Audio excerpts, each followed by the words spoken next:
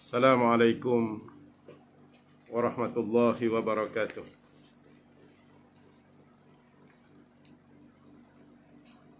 Alhamdulillah, thumma alhamdulillah. Nahmaduhu wa nasta'inuhu wa nastahdihi wa nastaghfiruh. Wa na'udzu billahi min shururi anfusina wa min sayyiati a'malina may yahdihillahu fahuwal muhtadi wa may yudlil falan tajida lahu waliyyan mursyida. Nusalli wa nusallimu ala habibina al-Mustafa Sayyidina Muhammadin nabiyil muhda wa imamil mujtaba wa rasulina al-murtada wa ala alihi wa ashabihi wa man jahada bi jihadihi wa man da'a bi da'watihi wastanna bi sunnatihi wa man sara ala nahjihi ila yaumiddin. Amma ba'd. Fa inna asdaqal hadis kitabullah wa khairal hadyi hadyu Muhammadin sallallahu alaihi wasallam. Syarrul umuri muhdatsatuha wa kullu muhdatsatin bid'ah wa kullu bid'atin dhalalah wa kullu dhalalatin finnar. Wa bis sanadil muttasil min al-imam al-hafiz qala Allah subhanahu wa ta'ala fi mahkami tanzilih wa huwa asdaqul qailin. A'udzu billahi minasy syaithanir rajim. Hunalika da'a Zakaria rabbah qala rabbi habli min ladunka zurriyatan tayyibah innaka sami'ud du'a. فنادته الملائكة وهو قائم يصلي في المحراب أن الله يبشرك بيحيى مصدقا بكلمة من الله وسيدا وحصورا ونبيا من الصالحين. صدق الله العظيم. Surah Ali Imran. Ashabul Fadilah, pengurusi dan seluruh ahli jawatan kuasa Surau An-Nur Bandar Puteri Kelang, seluruh pegawai-pegawai surau, Tuan Imam, Tuan Bilal, Tuan Siak, dan seluruh ahli-ahli jamaah Surau An-Nur Bandar Puteri Kelang, seterusnya kepada semua para pendengar yang bersama-sama mengikuti tazkirah ataupun kuliah maghrib pada malam ini. Alhamdulillah, kita merafak sebanyak-banyaknya kesyukuran dan seluas-luasnya kesyukuran kepada Allah. Dan sebaik-baik kesyukuran kita melafazkan Alhamdulillah. Lantaran Allah SWT masih lagi memberikan ruang kehidupan kepada kita dengan iman, dengan Islam,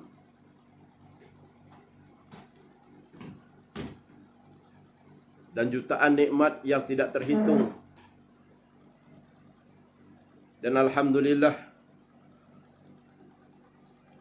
Allah masih terus memberikan kehidupan kepada kita.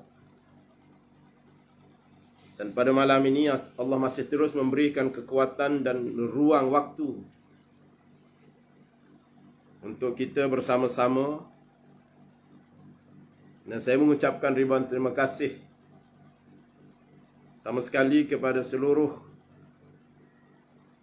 pegawai dan ahli jawatan kuasa Surau An-Nur Bandar Puteri Kelang,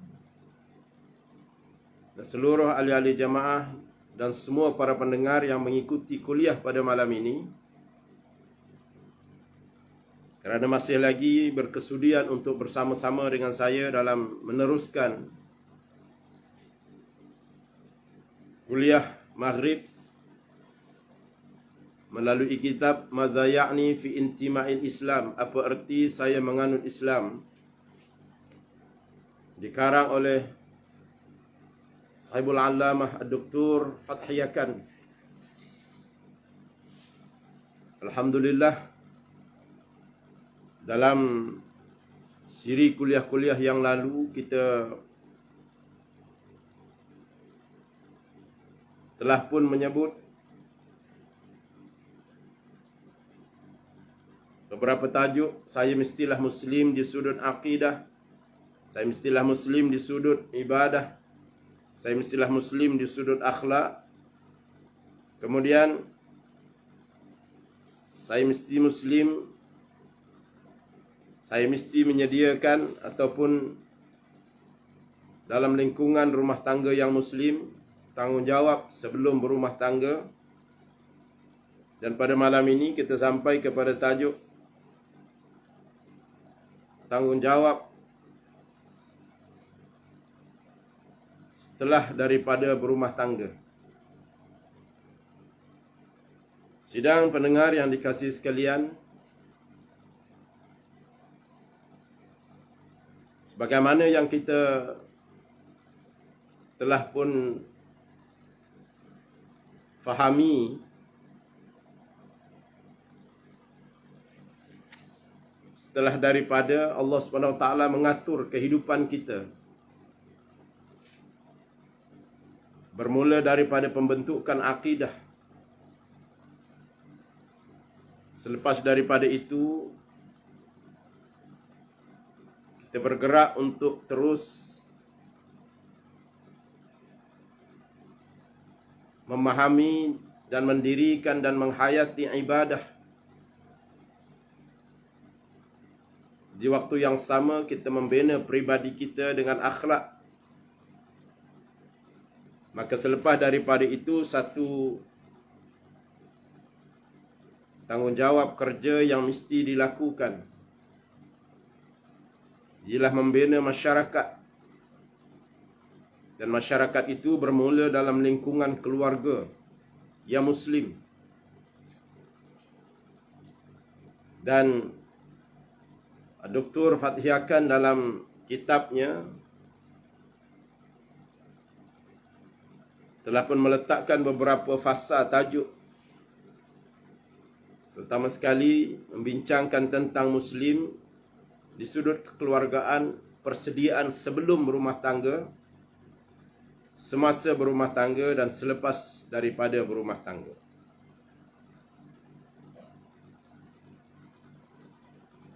Penyusunan rumah tangga ini bukan suatu yang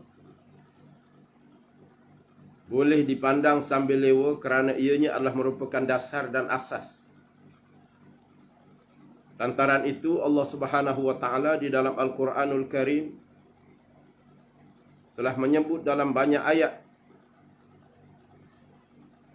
bahkan sirah Nabi-Nabi dan Rasul-Rasul alaihi salatu wassalam seawal daripada penciptaan Nabi Adam alaihi salam. Allah telah ciptakan bersama dengan Nabi Adam itu pasangannya ialah Hawa. Kerana memang Allah menciptakan manusia itu berada dalam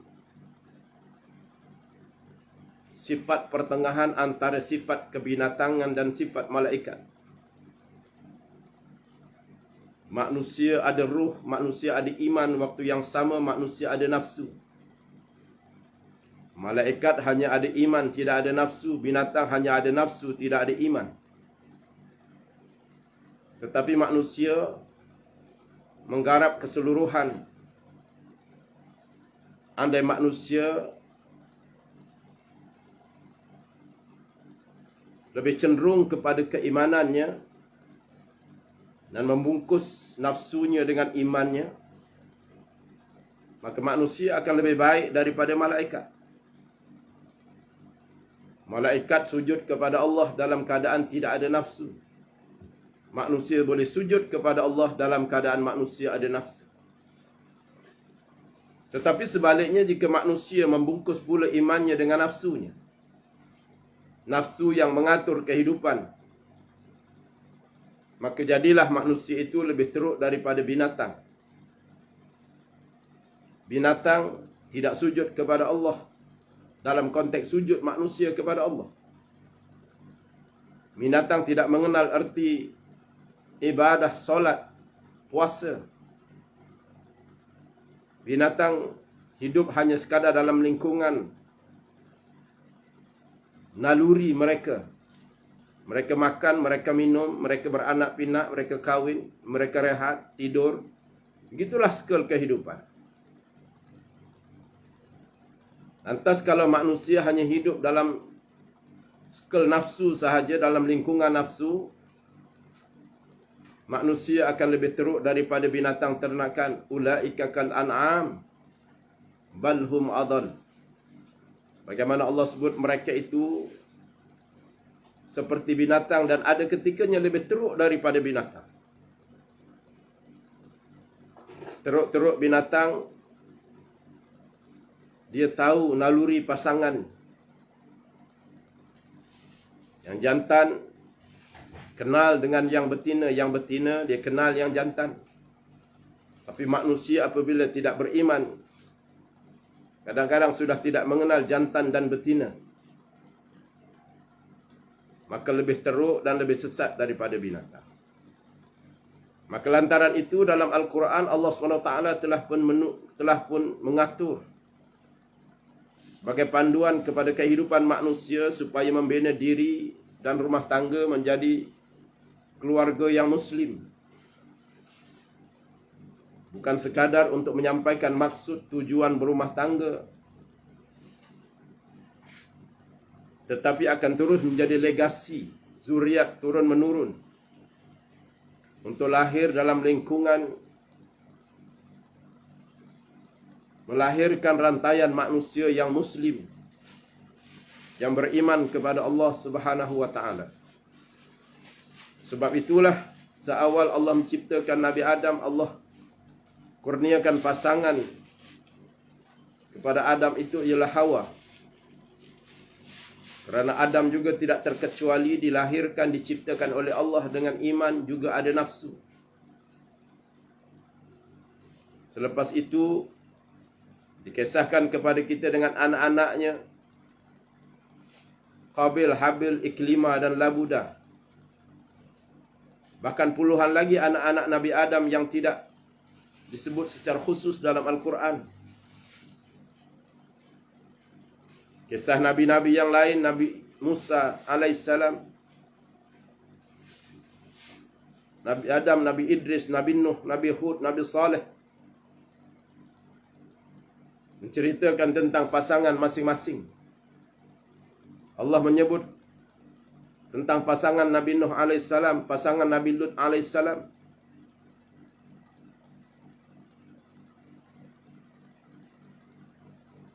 Firman-Nya Allah, wa daraballahu lillazina kafaru imra'ata Nuh wa imra'ata Lut kanata tahta 'abdaini min 'ibadina salihain fa khanatahuma wa lam yughniya 'anhuma. Allah SWT menyebut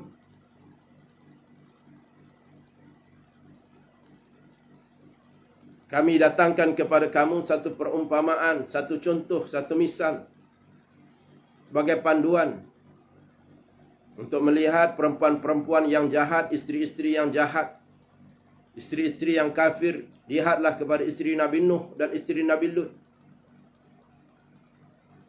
Kanata tahta 'abdaini min ibadina salihain.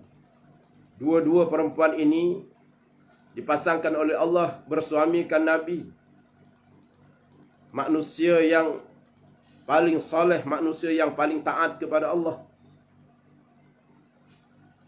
Tapi kedua-dua isterinya, isteri Nabi Nuh dan isteri Nabi Lut, fakhanatahuma, mengkhianati risalah yang dibawa oleh Nabi Nuh, risalah yang dibawa oleh Nabi Lut. Dua-duanya tidak membantu dirinya, apatah lagi diri keluarganya, untuk selamat daripada api neraka Allah Subhanahu wa taala. Kenapa Allah datangkan perbandingan ini? Ayat-ayat yang lain Allah menyebut Nabi Zakaria alaihissalam umpamanya dalam kisah yang Allah sebut dalam surah Maryam. 90 tahun usia perkahwinan Nabi Zakaria alaihissalam dengan isterinya. Tiap-tiap hari berdoa mohon dikurniakan anak seawal hari pertama perkahwinan. Tapi Allah masih tidak kurniakan sehinggalah 90 tahun usia perkahwinan. Sampai peringkat Nabi Zakaria terus mengadu kepada Allah dalam keadaan dirinya yang sudah lemah, rambutnya yang sudah beruban. Qala rabbi inni wahana al-'azmu minni washta'ala ar-ra'su syaiba wa lam akum bidu'ai rabbi kasakiya. Mengadu kepada Allah, ya Allah, tulangku dah lemah, rambutku dah beruban, tapi aku takkan putus asa untuk terus mohon kepadamu, ya Allah.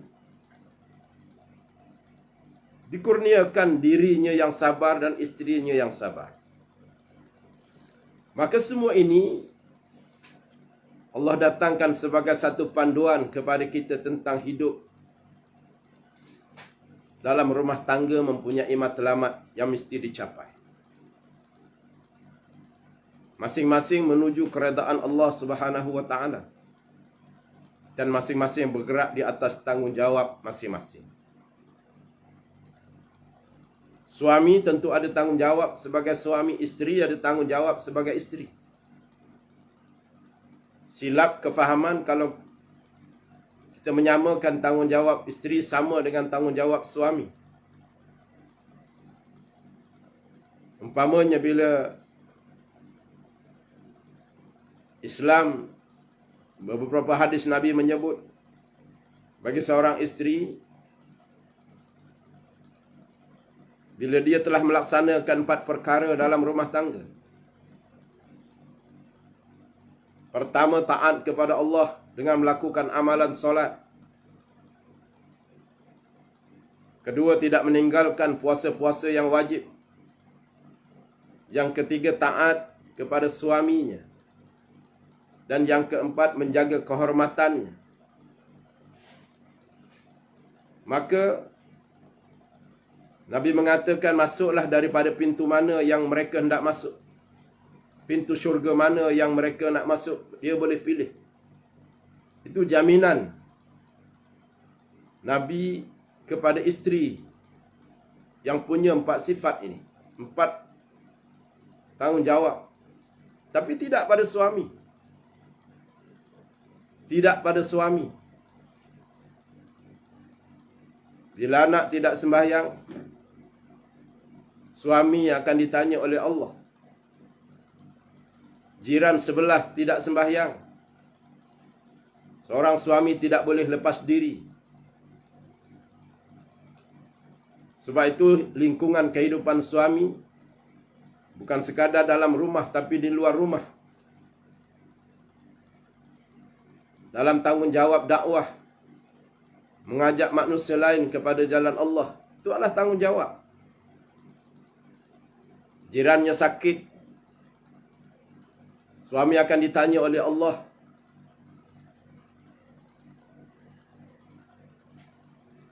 Jirannya panggil untuk mohon pertolongan. Jika tidak dilaksanakan, suami akan ditanya oleh Allah. Dan bukan mudah syurga bagi seorang suami. Maka sebab itu di sinilah kefahaman yang mesti ada dalam membina sebuah rumah tangga. Apa kata Dr. Fatihah Khan? Pemilihan isteri yang baik tidaklah melepaskan saya daripada tanggungjawab terhadapnya setelah saya mendirikan rumah tangga. Maksudnya jangan hanya fikir nak isteri cantik. Lepas berkahwin, suami cukup dengan hanya isteri yang cantik tetapi tidak melaksanakan tanggungjawab. Maka katanya lagi malah satu tanggungjawab yang lebih besar akan bermula sejak dari saat permulaan saya berumah tangga. Oleh itu setelah berumah tangga berarti saya menghadapi beberapa kewajipan Di antaranya, yang pertama kata Dr. Fatiakan, saya mestilah bersikap baik terhadap isteri saya dan bergaul dengannya dengan pergaulan yang mesra. Semoga dengan itu akan tumbuh rasa kepercayaan di antara kami berdua.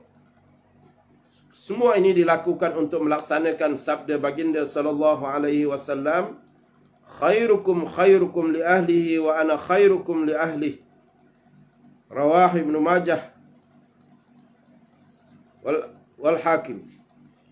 Orang yang paling baik di antara kamu, kata Nabi, ialah orang yang paling berlaku baik terhadap istrinya, dan akulah orang yang paling berlaku baik terhadap istrinya daripada kamu. Dan ini satu tanggungjawab. Sebab itu berlaku baik dalam rumah tangga itu dia bermula daripada sikap.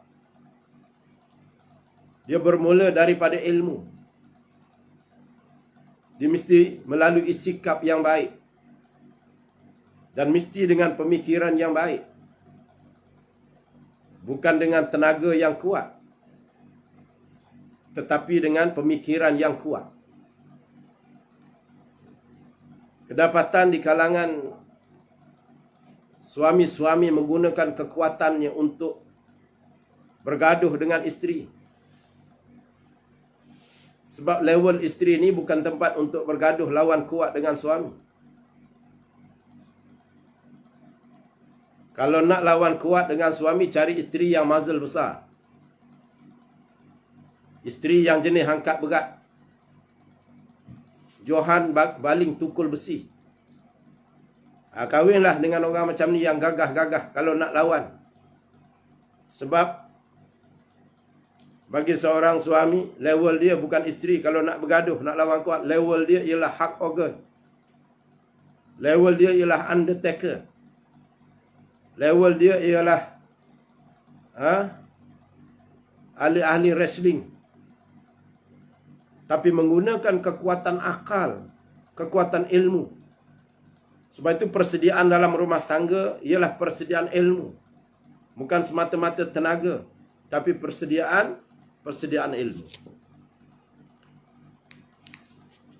Kemudian juga sabda Nabi SAW riwayat At-Tirmizi ataupun At-Turmuzi, akmalul mu'min imanan ahsanuhum akhlaqan wa altafahum bi ahlih, atau kama qala sallallahu alaihi wasallam. Mukmin yang paling sempurna imannya ialah mukmin yang paling baik akhlaknya dan mukmin yang paling lemah lembut terhadap istrinya. Kedua, apa kata Dr. Fatiakan? Katanya hubungan saya dengan isteri tidaklah terbatas dalam hubungan syahwat. Malah hubungan ini mestilah dapat mewujudkan persefahaman dalam pemikiran, jiwa dan kasih sayang. Kami akan sama-sama membaca, menunaikan sebahagian dari ibadat bersama, mengurus rumah tangga, meluangkan satu waktu untuk kami bergurau senda. Dalam bidang ibadat Allah berfirman, A'udzubillahi minasyaitonir rajim.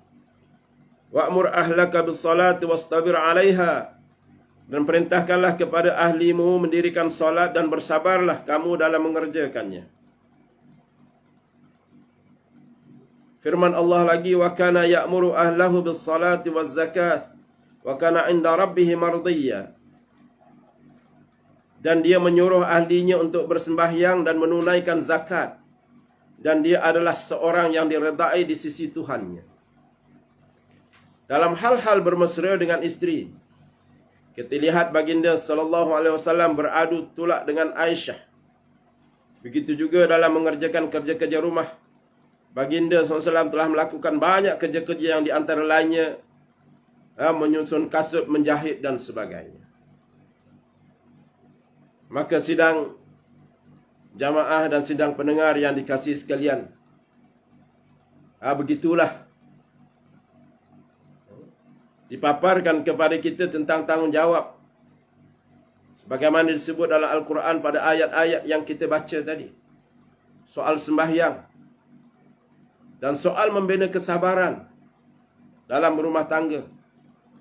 Sebab itu Allah paparkan kepada kita kisah Nabi Allah Zakaria AS 90 tahun dalam keadaan sabar. terus berdoa kepada Allah, tak pernah putus asa, pergantungan kepada Allah. Akhirnya setelah 90 tahun usia perkahwinan, Allah jawab doa Nabi Zakaria. Bukan apa sangat, sekadar minta seorang anak lelaki yang baik. Hunalika da'a Zakaria rabbah. Di sana Nabi Zakaria berdoa kepada Allah, Rabbi habli min ladunka zurriyatan tayyibah. Kurniakanlah aku seorang anak lelaki yang baik. Bukan sekadar kurniakan anak. Buat anak satu hal, nak jadi baik satu hal. Ramai orang yang hanya sekadar minta anak tapi tak minta anak yang baik. Zurriyatan tayyibah innaka sami'ud du'a. Kemudian dalam keadaan tulang pun sudah reput, dalam keadaan rambut sudah beruban, bahkan dalam keadaan istrinya yang sudah pun putus haid, yang sudah tidak boleh mengandung. Tiba-tiba Allah jawab kepada Nabi Allah Zakaria alaihissalam. Allah mengutus malaikat tolong beritahu kepada Nabi Allah Zakaria. Di atas kesabarannya berdoa, mohon kepada Allah, beribadah kepada Allah, tak pernah sangka buruk kepada Allah, sentiasa tidak putus kepada Allah.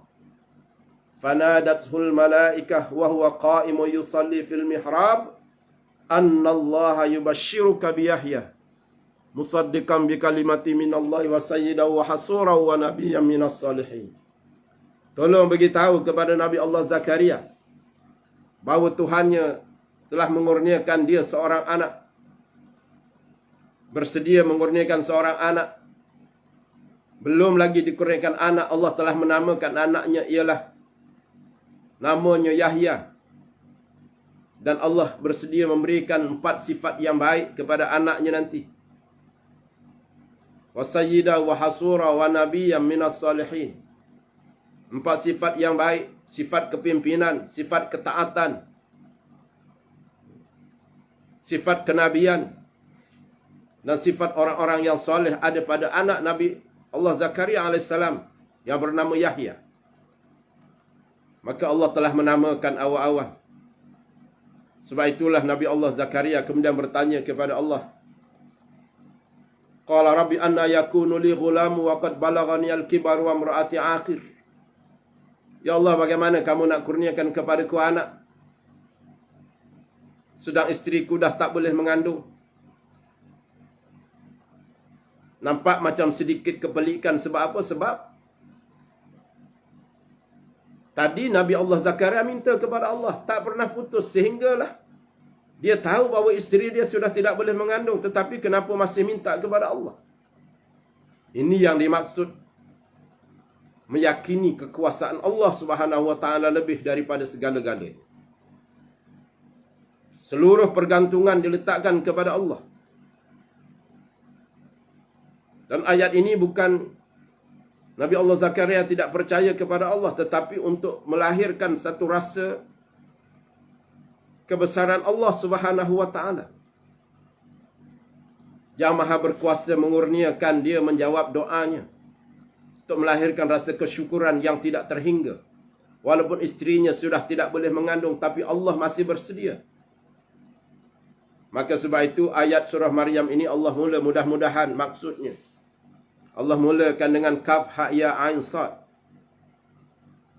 Dalam keadaan yang pemikiran manusia merasakan payah, tapi tidak ada kepayahan di sisi Allah. Sedikit pun tidak ada kepayahan. Biarpun hilang sebab. Sebagaimana hilang sebab istrinya untuk mengandung kerana sudah tidak boleh mengandung. Tapi pergantungan masih kepada Allah. Akhirnya dengan kekuasaan Allah, Allah kurniakan anak. Dan kita menghadapi cabaran COVID. Ada yang berputus asa daripada cabaran ini sehingga ada yang membunuh diri. Ada yang bersangka buruk kepada Allah. Wal'ayazubillah. Allah kurniakan cabaran ini sebenarnya untuk menguji manusia, menguji kita semua. Sejauh mana pergantungan kita kepada Allah Subhanahu wa taala. Kita jangan hilang, jangan putus pergantungan kita kepada Allah. Sebab itu, memulakan ayat dengan kaf, ha, ya, ain, sad dalam surah Maryam. Ini penting. Dan ayat ini semudah untuk kita hafal kaf, ha, ya, ain, sad kerana harful muqata'ah. Huruful muqata'ah, huruf-huruf yang bercerai. Mudah. Kita nak hafal ayat panjang-panjang, payah. Jadikan kaf, ha, ya, ain, sad sebagai zikir. Bergantung kepada Allah, yakin kepada Allah dalam waktu sukar. Jangan tinggal kaf, ha, ya, ain, sad. Kaf, ha, ya, ain, sad. Ya Allah, kau angkatlah musibah COVID ini. Kau angkatlah ya Allah. Kalau seluruh daripada kita meletakkan pergantungan kepada Allah. Kerana semua ini datang daripada Allah dan Allah yang berkuasa untuk mengangkatnya.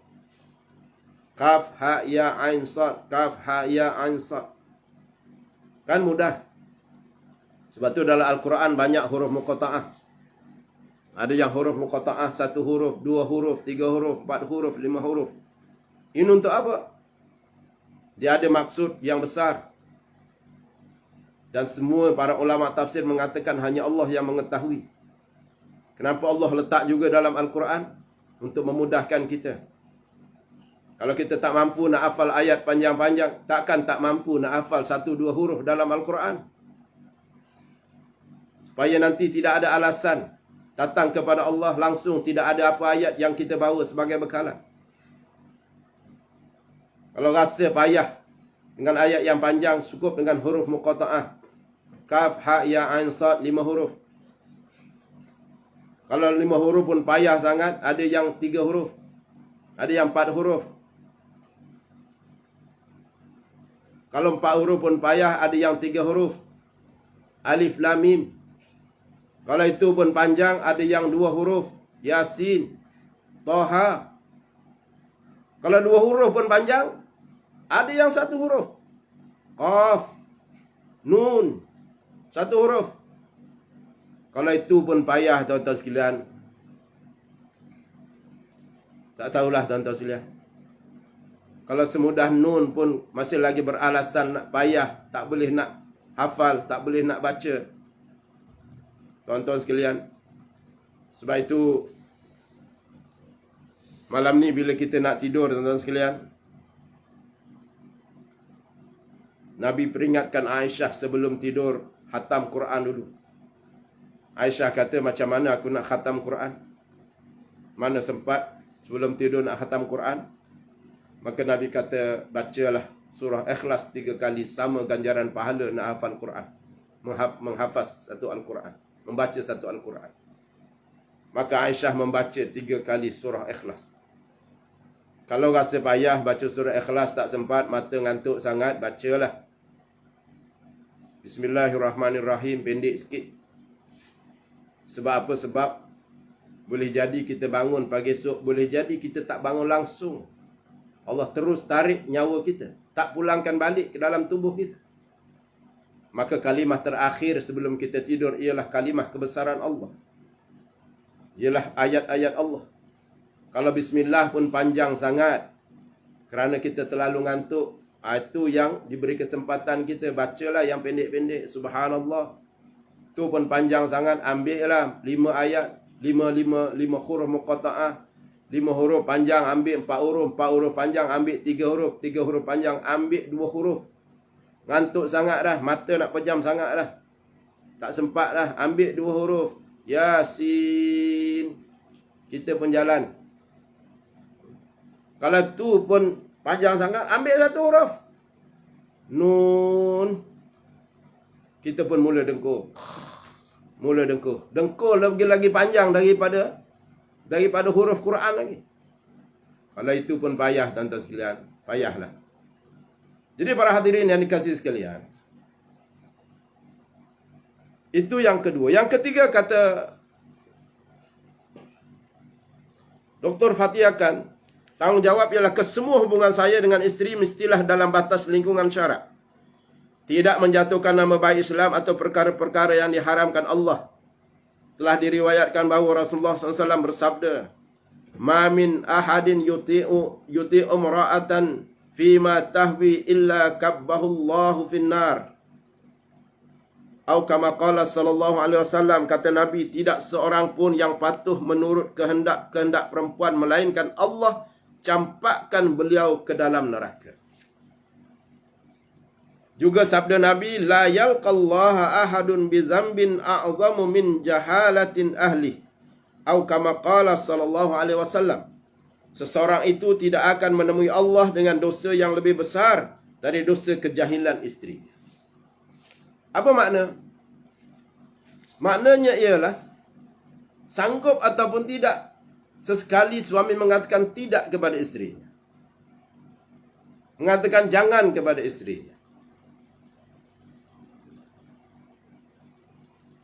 maka Nabi kata, kecelakaan apabila suami terlalu mengikut kehendak isteri.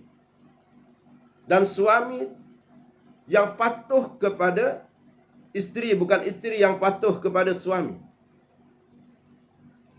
Maka di sinilah yang Nabi kata asas kepada kecelakaan sebuah rumah tangga. Akhirnya hilang fungsi siapa suami, siapa isteri dalam rumah tangga. Tidak tahu siapa suami, siapa isteri. Hal-hal ini kadang-kadang berlaku apabila bermula daripada perkahwinan. Boleh jadi kerana cari isteri yang terlalu cantik sangat. Maka kerana sayangkan kecantikan, takut isterinya hilang, meletakkan seluruh kepatuhan kepada isteri. Ataupun boleh jadi dia berkahwin cari isteri yang banyak duit. Yang kaya raya. Bilioner punya isteri. Akhirnya bila berkahwin, suami menjadi isteri, isteri jadi suami. Takut. Ataupun kerana berkahwin dengan kedudukan isteri yang lebih tinggi. Isterinya ada pangkat Datuk Seri umpamanya. Suaminya orang kepanggil Wak Dogol di kampung. Bila jadi suami, akhirnya suami jadi isteri, isteri jadi suami. Kerana itu Nabi kata, fazfar bizatiddin. Cari yang beragama. Tak kiralah taraf kedudukannya tidak sama. Isterinya graduate universiti, suaminya orang kampung, tak kisah. Tetapi isteri yang patuh kepada Allah Subhanahu wa taala. Sebagaimana Nabi berkahwin dengan Sayyidatina Aisyah, Sayyidatina Khadijah. Wanita dari kalangan bangsawan yang dikenali. Tetapi wanita pertama yang patuh taat pada perintah Allah dalam sejarah, sehingga disebut dalam Al-Quranul Karim, meletakkan Sayyidatina Khadijah dalam keadaan belum pun mati, belum pun wafat. Tapi Nabi telah menyampaikan bahawa Allah telah menyediakan syurga kepadanya. Dan tentunya dalam Al-Quran menyebut Sayyidatina Maryam ialah manusia yang watahharaki wastafaki ala nisa'il alamin. Allah menyucikan dia dan memilih dia menjadi wanita, ketua segala wanita-wanita yang beriman di hari akhirat nanti. Dan naib presidennya, timbalan presidennya ialah Sayyidatina Khadijah binti Khuwailid. Kedudukan tinggi tetapi beriman kepada Allah. Maka begitulah. Maka sebab itu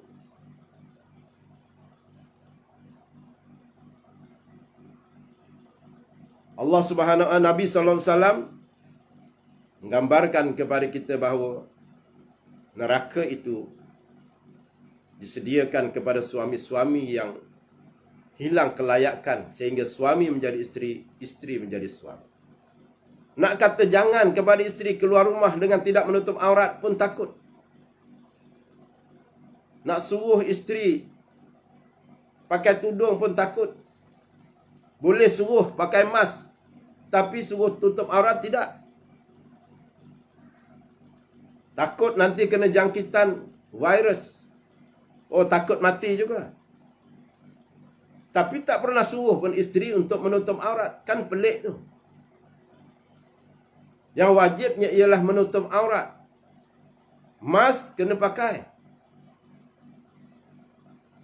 Tapi yang terlebihnya ialah perintah daripada Allah mesti didahulukan. Sehinggalah Nabi SAW menyebut sifat suami yang seperti ini, inilah yang disebut sebagai ad-dayyus. Sahabat bertanya kepada Nabi, apa makna suami yang dayus? Nabi kata, allazi yukirru su'a fi ahlihi. Ialah suami-suami yang membiarkan ahlinya, isterinya, anak-anaknya dalam keadaan berterusan melakukan dosa. Bukan tak tahu itu kemaksiatan, tapi dibiarkan terus-menerus melakukan dosa. Itulah suami-suami yang dayus. Panggil. Maka sidang jamaah Surau An-Nur, Banda Putri dan seluruh para pendengar sekalian. 3 tanggungjawab yang diletakkan, yang ditulis oleh Dr. Fathiyakan ini mudah-mudahan menjadi panduan kepada kita. Untuk kita melaksanakan kehidupan, memberikan fokus dan tumpuan dalam membina rumah tangga. Selain daripada itu, nanti kita akan melihat tanggungjawab pula suami kepada masyarakat di luar, dalam lingkungan luar daripada keluarganya yang masih menjadi tanggungjawab kepada seorang lelaki. Maka sidang jamaah yang dikasihi sekalian, mudah-mudahan yang ringkas ini memberikan manfaat kepada saya dan manfaat juga kepada tuan-tuan sekalian. Saya dan insya-Allah akan datang kita akan tengok tajuk seterusnya ialah tanggungjawab bersama dalam mendidik anak-anak. Maka insya-Allah mudah-mudahan kita dipanjangkan umur, dimurahkan rezeki, diberikan kesihatan yang baik. Kita berdoa buat diri kita dan kawan-kawan kita. Ya.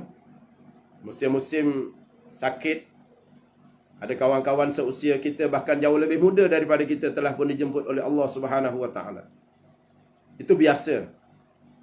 Tapi kenapa kita tidak lagi dimatikan oleh Allah sedang kita lebih tua daripada mereka? Kata Imam Ghazali, kerana Allah masih sayang kepada kita. Apa sayangnya Allah pada kita? Kerana Allah masih menghendaki kita untuk terus mohon keampunan kepada Allah di atas dosa-dosa, memberi peluang kepada kita. Itulah peluang sayangnya Allah kepada kita. Mudah-mudahan kita manfaatkan umur kita dan kita berdoa, mudah-mudahan yang masih hidup, Allahumma shfi mardana, ya Allah, kau berilah kesihatan kepada kami. Yang telah pun kembali ke rahmatullah, warham mautana, ya Allah, kau rahmatilah mereka-mereka yang telah engkau matikan, ya Allah. Dan insyaAllah kita berjumpa lagi dalam kesempatan akan datang. Mohon keampunan kepada Allah, kemaafan kepada tuan-tuan sekalian. A'udzubillahi minasyaitanirrajim. Bismillahirrahmanirrahim. Allahumma salli ala Sayyidina Muhammad wa ala ali Sayyidina Muhammad. Allahumma anta alim, Allahumma anta arif, Allahumma anta fatif talana futul arifin. Allahumma inna nas'aluka ridhaka wal jannah wa na'udzubika min sakhatika wan nar. Ya Allah, ya Tuhan kami mohon sangat ya Allah kepadamu, kurniakanlah kami keredaan-Mu ya Allah, kurniakanlah kami syurga-Mu ya Allah. Kami mohon berlindung daripada-Mu ya Allah, daripada kemurkaan-Mu, dan kami mohon perlindungan-Mu ya Allah daripada api neraka-Mu. Rabbana hab lana min azwajina wa dzurriyyatina qurrata a'yun. Ya Allah, ya Tuhan kami, pandanglah kami dengan pandangan rahmat dan kasih-Mu ya Allah. Kurniakanlah kepada kami anak-anak, isteri, suami dan zuriat yang baik yang menjadi penyejuk mata memandang. Waj'alna lil muttaqina imama, dan jadikanlah kami dan keluarga kami pemimpin bagi orang-orang yang bertakwa. Rabbana atina fid dunya hasanah.